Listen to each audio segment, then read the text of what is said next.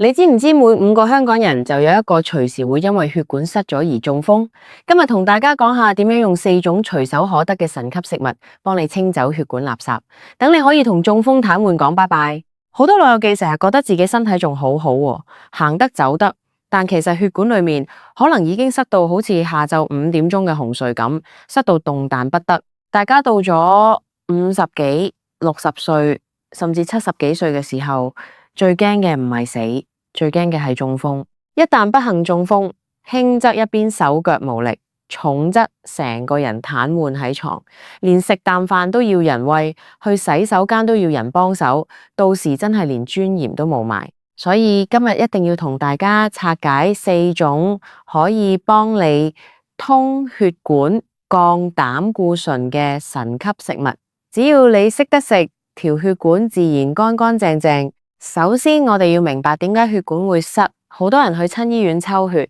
一睇到張報告寫住膽固醇過高，就驚到黃膽水都吐埋。其實膽固醇有分好同壞，我哋成日講嘅壞膽固醇，即係低密度脂蛋白膽固醇，呢嚿嘢就最衰。當你條血管隨住年紀大咗，可能到咗60、70歲，血管壁開始老化發炎，呢啲壞膽固醇就會好似污垢咁黐喺血管壁上面，慢慢形成一個個硬化斑塊。日積月累之下，本來好似條大水喉咁粗嘅血管，就會變到好似飲管咁幼。萬一邊一日你血壓上升，或者呢啲斑塊突然間破裂，形成血栓，塞住咗條腦血管，咁就係我哋俗稱嘅中風啦。如果塞住心臟血管，咁就係心肌梗塞，隨時命都冇。要通血管，第一種要介紹嘅神級食物，就係好多香港人每日都有機會接觸到嘅綠茶。更準確咁講，係綠茶裏面嘅綠茶萃取物。好多老友記中意去茶樓飲茶，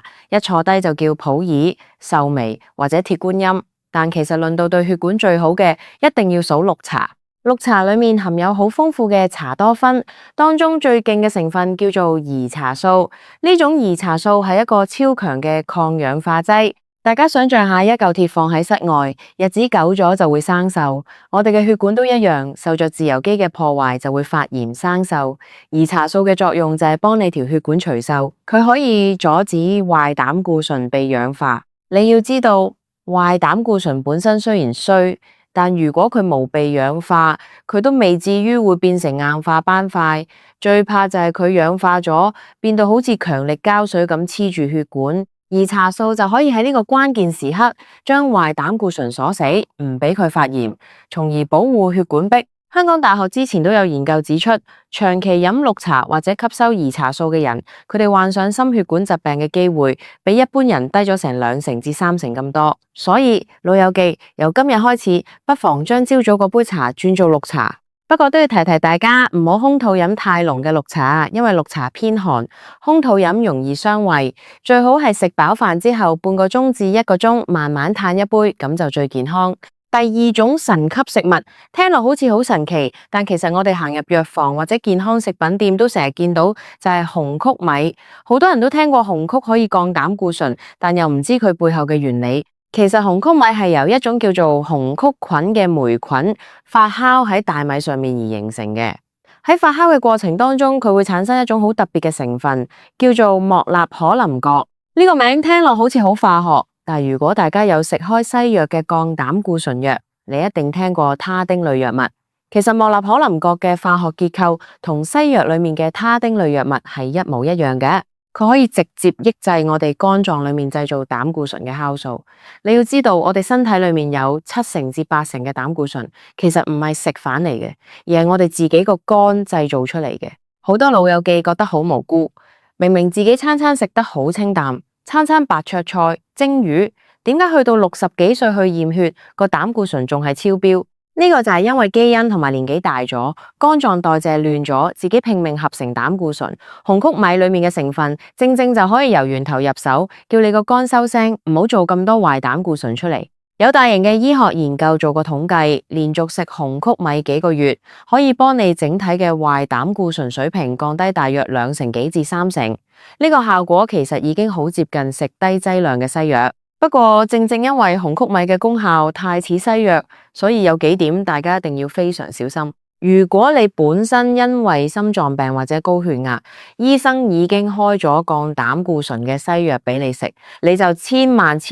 唔好自己走去買紅曲米嚟食，因為兩者產生嘅效果會疊加，就好似你食咗雙倍份量嘅藥咁，會嚴重加重肝臟同腎臟嘅負擔，甚至會引致一種好嚴重嘅副作用，叫做橫紋肌溶解症，到時會肌肉痛、尿液變條茶色，咁就大鑊啦。另外，買紅曲米產品嘅時候，一定要揀信譽良好嘅大牌子，因為紅曲如果發酵得唔好，會產生一種叫蕨霉素嘅毒素，呢種毒素係會傷腎嘅。講完綠茶同紅曲米，第三種要介紹嘅神級食物，可能好多人都意想不到，竟然係黑朱古力。好多老友記一聽到朱古力就搖晒頭，擺晒手，話咁甜，食死人咩？我有糖尿病啊，食咁多甜嘢，條血管仲唔塞死？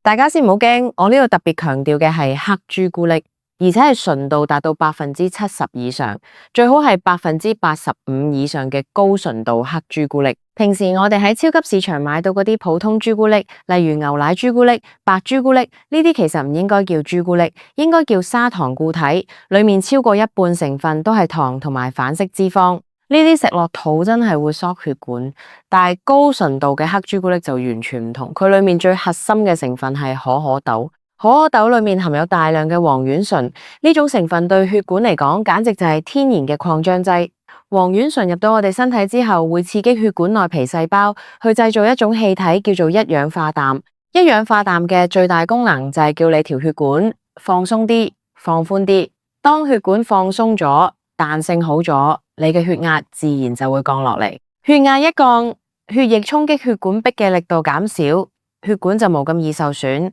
壞膽固醇就冇機會堆積。有歐洲嘅研究團隊追蹤咗幾千個老友記，發現每個星期定期食適量黑朱古力嘅人，佢哋中風嘅風險竟然降低咗近2成。所以如果你平時3點幾、4點有啲口痕想食下午茶，唔好再去茶餐廳食蛋撻、菠蘿油啦，嗰啲全部都係反式脂肪，食一嚿就塞一節血管。你可以改為食1至2小塊高純度嘅黑朱古力，入口雖然帶點苦澀，但慢慢回甘，既可以滿足到口腹之欲，又可以幫你通血管、保護心臟。最後第4種神級食物，其實嚴格嚟講，佢不單止係食物，更係一種我哋每個人都可以免費得到嘅微量營養素，就係維他命 D。好多人以為維他命 D 只係用嚟幫條骨吸收鈣質，預防骨質疏鬆，但近年越來越多醫學文獻證實，維他命 D 對於心血管健康起咗一個決定性嘅作用。我哋條血管裏面有好多血管平滑肌細胞，而呢啲細胞上面全部都有維他命 D 嘅接收器。當你身體裏面嘅維他命 D 充足嘅時候，佢可以好有效咁抑制血管壁嘅發炎反應。頭先都提過，血管硬化嘅起點其實就係血管壁發炎。如果冇維他命 D 喺度鎮壓住，血管壁就會瘋狂發炎，壞膽固醇就會加速堆積。而且維他命 D 仲可以調節我們身體裏面嘅腎素、血管緊張素系統。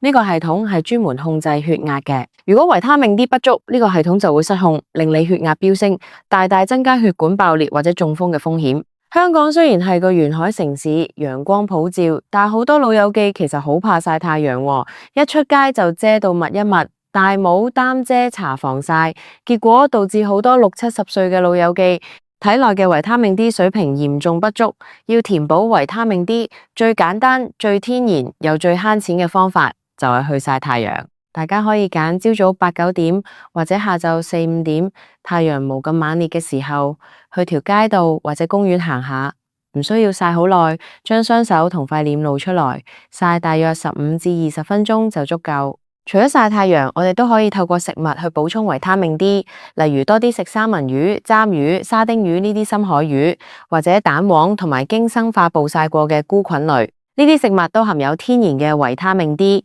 只要你體內嘅維他命 D 充裕，你條血管就好似多咗一個全天候嘅保安員，幫你阻止發炎，保持血管暢通。講完呢4種神級食物，我相信好多老友記心裏面一定有好多疑問，例如係咪只要我瘋狂食呢4種食物，我就可以繼續餐餐食叉燒、燒肉、油條、公仔麵？當然唔係啦。如果你一邊食住呢啲神級食物，另一邊又不斷將反式脂肪吞落肚，咁就好似你一邊請鐘點工幫你打掃屋企，但你自己就一邊不斷將垃圾倒喺客廳度，一樣全無意義。反式脂肪係全地球最邪惡嘅脂肪，佢唔單止會大幅提升你體內嘅壞膽固醇，仲會將你體內保護血管嘅好膽固醇同時拉低。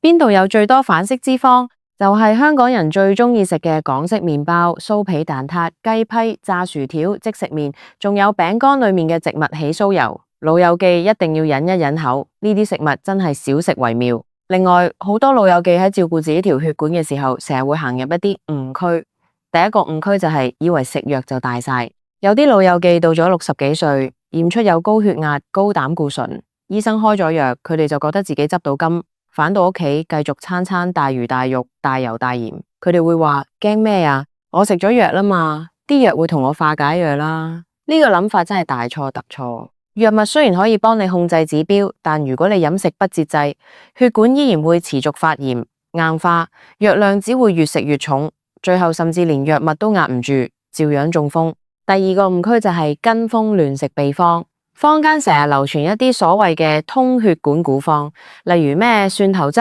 薑汁、蘋果醋加檸檬汁煮埋一齊，話飲咗可以溶化血管裏面嘅血栓。呢啲秘方往往無嚴謹嘅醫學根據，有啲人飲完之後血栓未溶化，反而搞到自己嚴重胃潰瘍、胃出血，要送入急症室。我哋調理身體一定要講求科學，講求實證。今日同大家分享嘅綠茶、紅曲米、黑朱古力同埋維他命 D， 全部都係經過大量現代醫學同科學研究證實，對血管內皮功能、對抑制壞膽固醇有明確幫助嘅東西，而且佢哋係好普通、好大眾化嘅食物，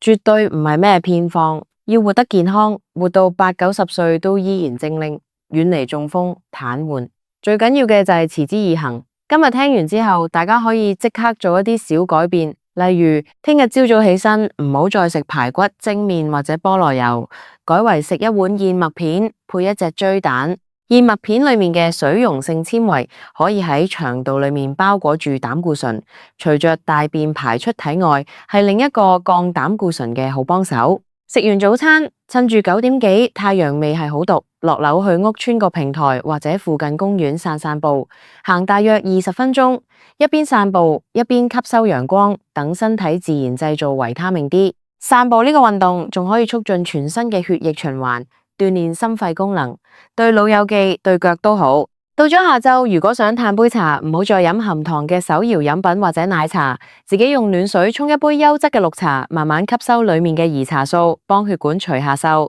如果覺得有少少肚餓，就攞1-2塊85%嘅黑朱古力出嚟，含喺口裏面，等佢慢慢融化，享受嗰種甘甜，順便等黃丸醇幫你放鬆血管。至於晚餐，可以叫屋企人或者自己煮嘅時候，多點用植物油，例如芥花籽油或者橄欖油，少用豬油或者熟油。每星期買1-2次三文魚或者深海魚嚟蒸，增加奧米加3脂肪酸同埋維他命 D 嘅攝取。如果你本身有膽固醇偏高嘅問題，而醫生仲未需要你食西藥嘅話，你可以諮詢下醫生或者營養師嘅意見，看看可唔可以每日適量補充一啲高質量嘅紅曲米膠囊，作為日常嘅保健。大家千萬唔好小看呢啲生活上嘅小細節，中風從來都唔係一朝一夕發生嘅事，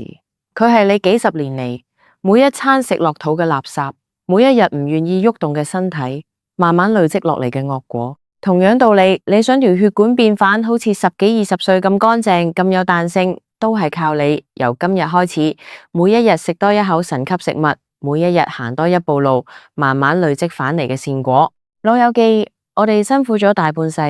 好不容易去到50幾、60幾，甚至70幾歲，開始可以享清福，子女又長大成人，有啲甚至有孫錫。呢個時候最要對得住嘅人，其實係你自己。保持身體健康，唔單止係對自己負責，更係對屋企人最大嘅愛護。邊個想自己晚年要坐輪椅，要人貼身照顧？既然有咁簡單，透過食4種日常食物就可以保護到血管、預防中風嘅方法，點解我哋唔由今日甚至下一餐就開始執行呢？健康掌握喺你自己嘅筷子同埋湯匙上面。希望每一位香港嘅老友記睇完今日嘅分享之後，都可以條血管暢通無阻，行得走得，享受一個健健康康、無病無痛嘅黃金晚年。